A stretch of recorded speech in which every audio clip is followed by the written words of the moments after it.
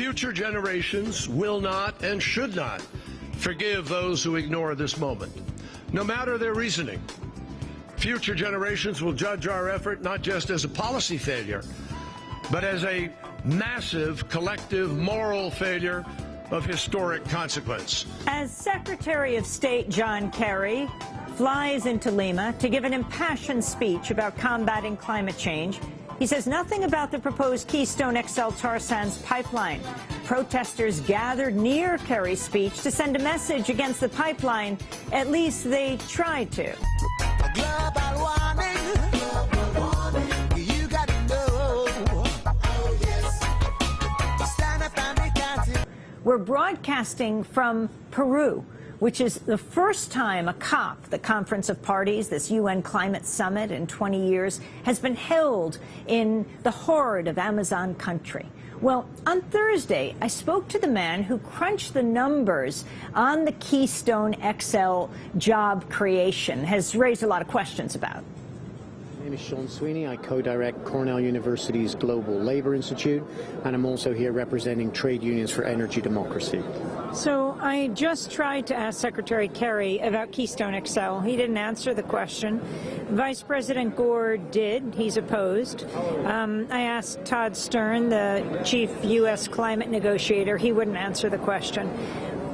You've been involved at a high level when it comes to Keystone XL and providing the numbers for President Obama around it. Is that right? That's correct, yes, the job figures.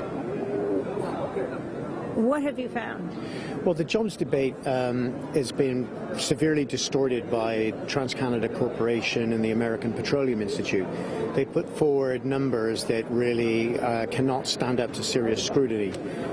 Based on normal research practices and methodologies, the numbers are far, far higher than actually real. The numbers submitted to the State Department were far, far lower, and this is borne out with the State Department's environmental impact statement.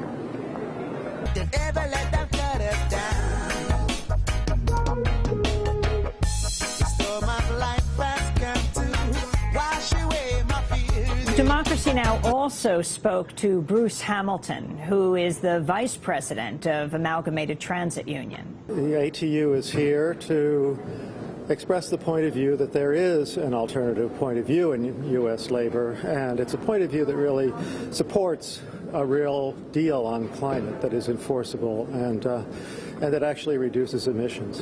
What's your position on the Keystone XL? The ATU was the first union to oppose the Keystone XL pipeline back in 2011, and since then some other unions have joined us, which is very good. The National Nurses Union, TWU, somewhat the CWA, and SEIU, a lot of locals, 1199, and a lot of other unions have come into the fight against further expansion of dirty oil. And why? Well, the primary reason is to save humanity on the planet. We also believe that labor has a responsibility to really lead the transition to a low-carbon, to really a no-carbon economy, because if we don't do that, then some kind of a transition is going to be made by big business, and it is going to be very detrimental to working people and poor people. Far, far, far more jobs are available in fighting against climate change than there ever could possibly be in expanding dirty fuel. As a matter of fact, the biggest job killer really is inaction on climate change. I asked Secretary Kerry about his position on Keystone XL. He wouldn't answer. Are you concerned about which way the Obama administration will go?